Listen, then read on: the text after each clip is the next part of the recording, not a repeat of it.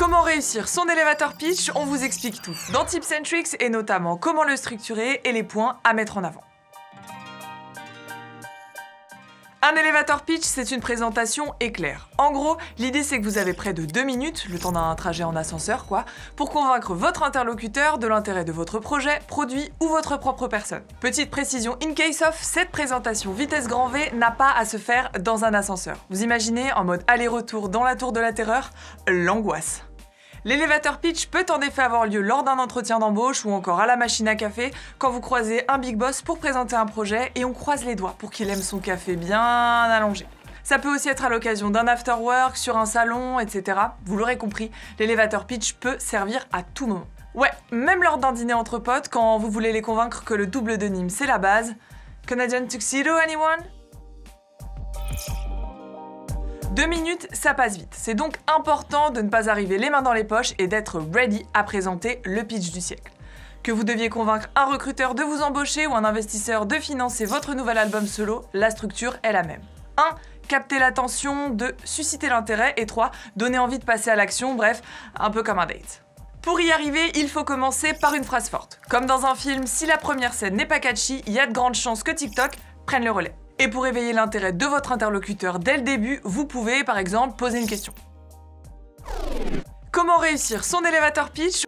Eh oui, nos conseils, on les applique. Dans le cas d'un entretien, on vous conseille de commencer court, direct et précis, notre fameux mode kicker, et de simplement rappeler votre nom et situation actuelle.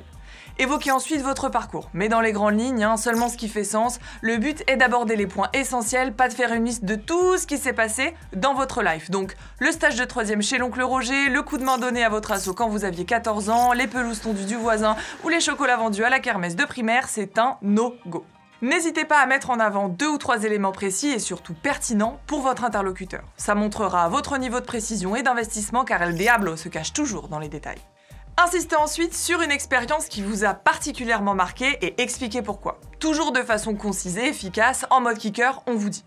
Et on parle pas des chaussures, Si, ça revient à la mode. Finalement, la question que vous devez vous poser, c'est que doit retenir le recruteur? L'étape suivante, que vous vous présentiez ou que vous mettiez en avant un produit, est de montrer ce qui vous différencie. Montrez en quoi c'est intéressant pour votre interlocuteur de collaborer avec vous. Lors d'un entretien d'embauche, le recruteur doit donc comprendre pourquoi vous avez choisi son entreprise et pas une autre. Lesquelles de vos compétences vont lui servir, lesquelles de vos expériences vont lui être utiles, et réussir un 6B à la grimpe, on zappe. Même chose dans le cas d'une présentation de produit ou de projet. En quoi il répond aux besoins de l'entreprise, que ça peut lui apporter, donc soyez concret. Tout ça, ça demande bien sûr de s'être renseigné bien en amont sur la boîte visée. Ce qu'elle fait bien sûr, mais aussi ses projets, ses défis, les ambitions des dirigeants, leur politique RSE, leurs dernières innovations. Et oui, un bon elevator pitch est toujours personnalisé en fonction de l'interlocuteur. Comme pour une lettre de motivation, ça ne marche pas de simplement changer le nom de la boîte. Dernière étape, le call to action. L'objectif est de créer la possibilité d'une nouvelle prise de contact. Vous pouvez donc demander à votre interlocuteur quel pourrait être le next step. Un entretien plus long, le test de votre produit, une mise en situation, etc., etc. Et bien sûr, pensez à échanger vos coordonnées. Oui, c'est à ce moment que vous vous demandez si votre CV, lettre de motivation et LinkedIn sont bien à jour. Hashtag emoji avec une goutte de sueur sur le front.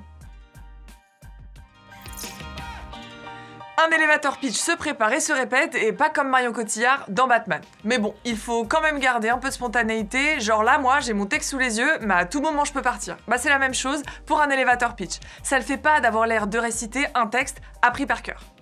Ne parlez pas trop rapidement et surtout évitez les termes trop techniques, les faits trop compliqués. La durée de l'exercice ne permet pas d'aborder des sujets trop complexes. Par contre, les chiffres peuvent être une bonne chose, mais n'en donnez pas trop, ce n'est pas pour rien que Jimmy Neutron est un dessin animé.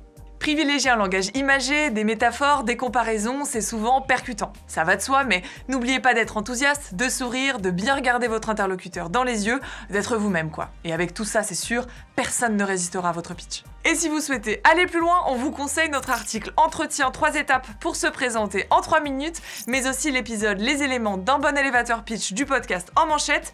Et pour vous abonner à la chaîne et ne rien manquer, vous connaissez la musique, il suffit d'un clic sur s'abonner et d'un clic sur la cloche, et on se retrouve très vite pour un nouveau Tips and Tricks.